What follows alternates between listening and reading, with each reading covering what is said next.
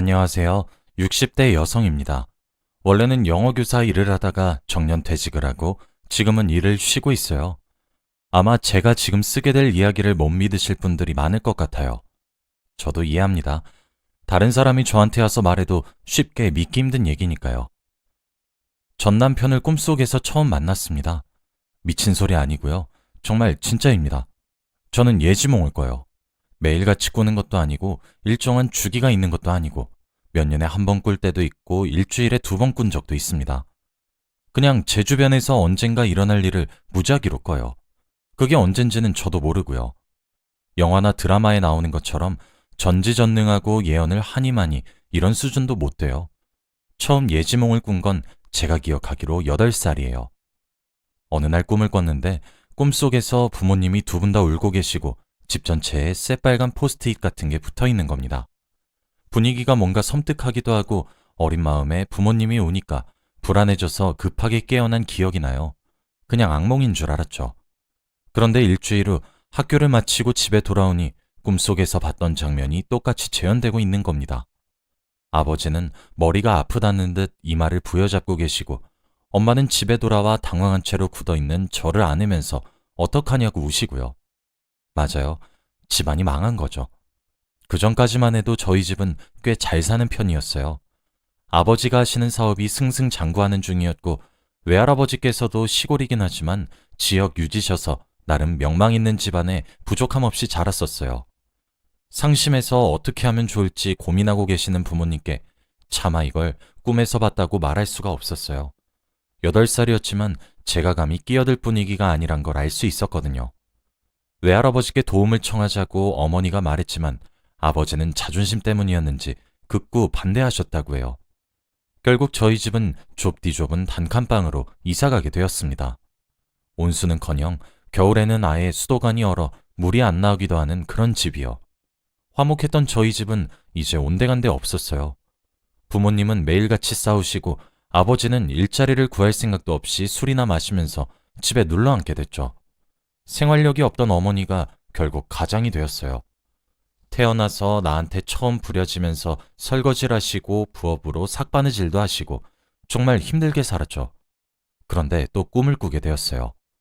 이번엔 저랑 엄마, 외할아버지, 외할머니가 분위기 좋은 고급 레스토랑에 앉아 식사를 하고 있는 거예요. 눈앞에 테이블에는 온갖 진수성찬이 차려져 있고요. 외할아버지께서 말씀하시는 걸 끝으로 꿈에서 깨어났어요. 우리 네 가족 이제 행복할 일만 남은 거다. 그동안 고생 많았다. 다 잊고 새로 시작하자꾸나. 우리 네 가족? 뭔가 이상했어요. 그 자리에 아버지가 안 계셨거든요. 하지만 그때까지도 저는 예지몽일 거라고는 생각하지 않았어요. 단지 꿈속 진수성찬을 전부 하나씩 맛보지 못한 아쉬움만 남았을 뿐이었죠. 그렇게 3개월이 흘렀습니다. 지금도 똑똑히 기억나요. 그날 있었던 일이요. 학교에 다녀왔다가 낮잠 자고 밤늦게 잠에서 깼는데 아버지가 잠에서 깬 저를 보고는 이불을 덮어주며 더 자라고 하는 거예요. 아버진 잠시 나갈 곳이 있다며 잠 깨어서 미안하다고 하고 사라졌죠. 그리고 저는 금방 다시 잠든 것 같아요. 그리고 다시 눈을 뜬 건 새벽까지 식당에서 일하고 아침에 돌아온 엄마가 절 깨운 후였어요. 엄마가 울면서 아빠 어디 갔냐고 찾더라고요. 심상치 않은 분위기에 저는 아빠 어제 볼 일 있다고 해서 밤에 나갔어 하고 대답했죠. 그랬더니 엄마가 더 크게 소리내서 엉엉 우시는 거예요.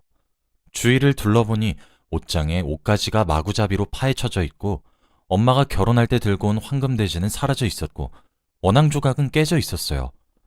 아버지가 엄마를 떠났다는 걸 금세 알 수 있었죠.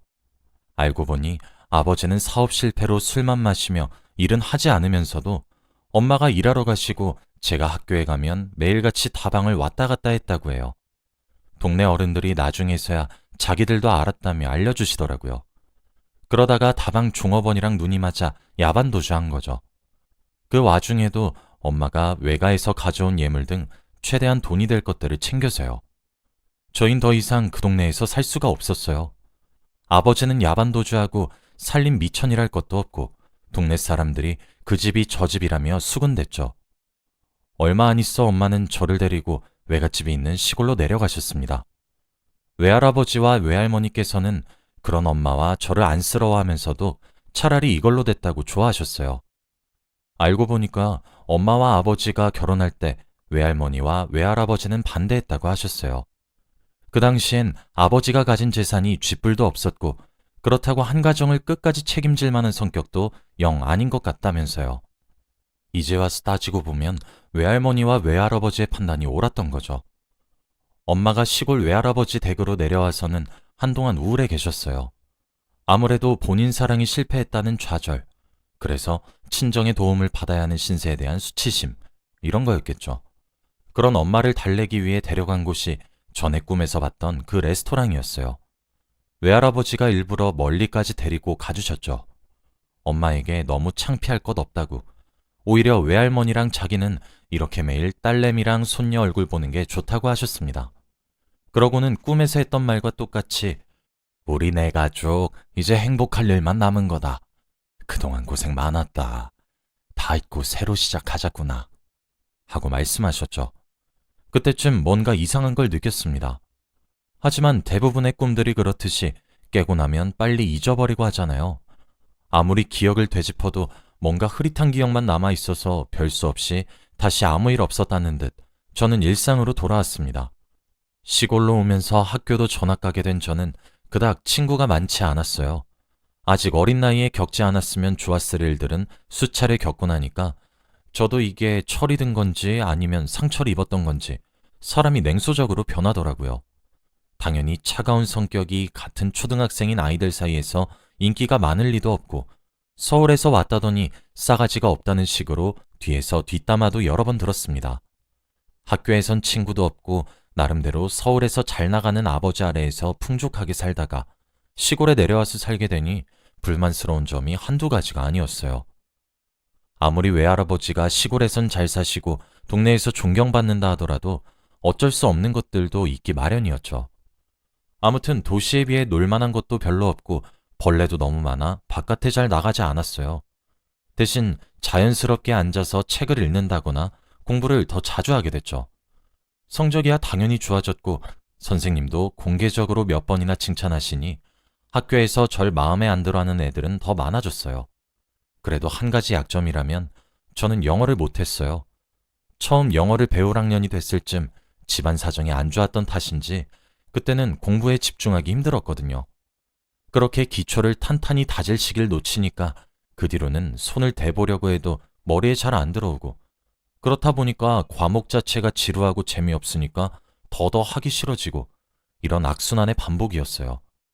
하루는 꿈을 꿨는데 꿈속에서 제가 교탁 앞에 서서 학생들을 가르치고 있는 거예요. 그것도 영어 과목을요. 분필을 잡은 손으로 저는 알지도 못했을 영어 문장들을 쓰면서 해석하는데 일어나서는 이게 무슨 개꿈이야 싶었죠. 다른 과목 성적은 좋은데 영어만 못하니 그 걱정 때문에 그런 꿈을 꾸게 된 건가. 꿈은 반대라더니 맞는 말이네 하며 속으로 혼자 웃었습니다. 그게 나중에 제가 영어 교사가 될 거라고 알려준 예지몽인 줄도 모르고요. 시간이 조금 더 지나 저는 고등학생이 되었어요. 그동안 예지몽을 꾸는 일이 드물어지기도 했고 중학교 때 데자뷰라는 현상에 대해 배웠어서 어라? 나 이 장면 꿈에서 본 것 같은데? 싶었던 건 전부 데자뷰라고 생각하고 말았어요. 그러다가 어쩌면 제 인생에서 가장 중요하고도 할 수 있는 예지몽을 하나 꾸게 됩니다. 꿈속에서 저는 횡단보도 앞에 서 있었어요. 신호등을 기다리는 것 같았죠. 바로 옆에는 남색 정장을 입은 어떤 남자가 서 있었고 주변에도 저처럼 신호등이 바뀌길 기다리는 사람들이 여러 서 있었죠. 제 옆에 그 남자는 깔끔하고 선한 인상이었어요. 입가에는 미소를 띤 채로 맞은편 공원을 보고 있었죠. 어쩐지 꿈인데도 눈을 뗄 수 없을 만큼 계속 쳐다보게 됐어요. 그러다가 신호등이 초록불로 바뀌고 남자가 앞서 걸어나가는 걸 보고 저도 뒤늦게 따라가려는데 그 순간 옆에서 돌진해오는 트럭에 남자가 치인 거예요. 꿈인데도 너무 놀라 연기가 피어오르는 사고 현장을 멍하니 지켜보는 걸 끝으로 꿈에서 깨어났어요. 꿈속이었는데도 그 교통사고가 너무 생생하고 충격적이어서 식은땀을 잔뜩 흘린 채로 깨어났죠. 깨어났는데도 사고당한 그 남자의 얼굴이 떠나질 않았어요. 제가 사고를 낸 것도 아니고 그 남자를 밀친 것도 아니고 가만 생각해보면 그냥 꿈에서 일어난 일이고 현실도 아닌데 왜 그런 마음을 갖게 되는지 스스로가 이해되질 않았습니다. 한동안은 그 꿈만 생각하면 괜히 울적해지고 수업에 집중을 못할 정도로 싱숭생숭하고 그랬네요. 그래도 시간이 지나서는 입시 때문에 그 꿈도 서서히 잊혀져 갔지만요. 고등학교에 가서도 나름 공부를 좀 했던 저는 나름 욕심이랑 자신감이 있었어요. 그래서 다 제 성적보다 조금씩 높은 곳에 입시원서를 넣었죠. 학교 이름에 욕심을 부리면서 나름 가능성 있는 곳에 지원하게 되다 보니 원하는 학과는 포기해야 했어요. 그러다 보니 영어 교육과에도 지원하게 됐죠. 뭐 원서를 한 장만 넣은 것도 아니고 딱 하나만 합격할 것 같지도 않아서 저는 여유를 가지고 생각했어요. 저건 그냥 보험이고 다른 학교나 다른 학과 넣은 거 붙으면 거기로 가도 되니까 하고요. 그런데 막상 입시 결과를 보니 영어 교육과에 지원한 것 말고는 전부 떨어졌더라고요. 무슨 이런 경우가 다 있나 싶었지만 입시를 한 번 더 준비하기도 싫었던 저는 결국 영어 교육과에 들어갔어요. 학창시절 그렇게 싫어하던 영어를 결국 전공으로 잡게 되기까지 한 거죠. 대학교에 진학해서는 영어가 싫었지만 그래도 열심히 하긴 했어요. 그냥 대학까지 와버린 거 내가 할 수 있는 일에나 집중하자, 이런 마음가짐이었죠. 그렇게 살다 보니 저는 어느새 영어교사로 일하고 있더라고요. 그때가 제 나이 26살이었습니다. 대학을 다니게 되면서 저는 시골 외할아버지 집을 떠나 다른 지역에서 혼자 살고 있었어요. 엄마는 제가 대학을 졸업하고 시골에 다시 돌아와서 선생 일을 하길 바라는 눈치였는데, 글쎄요. 시골에 살았을 때 특별히 좋았던 기억이 없기도 하고 학교도 훨씬 많은 도시에서 일하는 게 나을 것 같았어요. 그래서 직장도 도시에서 구하게 되었죠. 하루는 걸어서 학교까지 출근하는 길이었어요. 그동안은 아침 일찍 일어나서 출근 준비하는 것만으로도 벅차서 그냥 버스를 타고 출근했거든요. 그런데 그날따라 일찍 일어나기도 했고 요즘 너무 운동을 못했다 싶어 좀 걷기도 할 겸 새로운 길로 걸어가서 학교까지 가고 있었죠. 그러다가 학교 근처 횡단보도에서 신호를 기다리고 있었는데 제 옆에 어떤 남자가 다가와 서는 거예요. 아무 생각 없이 얼굴을 보다가 정말 소리를 지를 뻔했습니다. 그 남자였어요. 제가 고등학생 때 꾼 꿈속에서 교통사고를 당해 죽은 그 남자요. 똑같은 인상, 똑같은 표정, 똑같은 남색 정장. 바쁘게 살면서 잠시 까먹고 있었다지만 다시 보자마자 바로 떠올랐어요. 이 남자가 꿈속에 그 남자가 맞다는 것과 그 남자가 바라보는 횡단보도 맞은편의 공원까지요. 꿈속에서 본 인물, 꿈속에서 본 장소 그대로였어요. 그리고 꿈속에서 본 것과 똑같이 시간이 흘러간다면 이 남자는 조금 뒤 옆에서 오는 트럭에 치여 죽는 거겠죠. 저는 소름이 돋기도 하고 이게 현실인가 싶기도 해서 어떻게 하면 좋을지 몰라 당황하고 있었어요. 불안한 심정으로 맞은편 신호등에 빨간 불빛만 주시하고 있었죠. 이윽고 초록색으로 바뀌더군요. 도저히 사람이 죽는다는 걸 알면서도 방치할 수는 없어서 저는 신호등의 초록빛을 보자마자 그 남자의 발을 세게 잡아당겨 뒤로 물러서게 했어요. 잠시만요 하고 크게 소리치는 동시에 트럭이 엄청 빠른 속도로 저희 눈앞을 지나갔죠. 저와 그 남자의 뒤에 있던 사람들도 제가 크게 소리 지른 탓에 놀라서 발걸음을 뗄 생각을 못했던 것 같아요. 결과적으로 아무도 죽지 않고 아무도 다치지 않았던 거죠. 바로 코앞에 트럭이 지나가고 남자는 깜짝 놀라서 바닥에 털썩 주저앉더라고요. 그러면서 자기 팔을 붙잡고 있던 제 손을 붙잡아 연신 감사합니다, 감사합니다 하며 인사했어요. 하마터면 죽을 뻔했는데 그걸 구해준 거나 다름없으니 그랬던 거겠죠. 저도 놀란 건 마찬가지였어요. 이 일을 통해 제가 가끔 꿨던 꿈들이 정말로 예지몽이었단 걸 처음 알게 된 거였거든요. 단순한 꿈이 아니라 예지몽인 걸 알고 저는 이유 모를 불안감이랑 두려움에 휩싸였어요. 그도 그럴 것이 사람이 죽을 수도 있었는데 예지몽 덕에 살린 거였잖아요. 제가 대체 무슨 이유로 그런 꿈을 꾸게 되는 건지, 이런 식으로 현실이랑 꿈을 어긋나게 만들어버렸는데 별 문제는 없는 건지, 이런 생각 때문에 바쁘게 자리를 피했죠. 그 남자가 절 붙잡았지만 뿌리치고 도망쳤어요. 그땐 완전 패닉 상태였거든요. 그런데 알고 보니까 저희 학교에 육아휴직 때문에 일을 쉬시는 과학선생님 대신 그날 새로 출근한 과학선생님이 그 남자였던 거예요.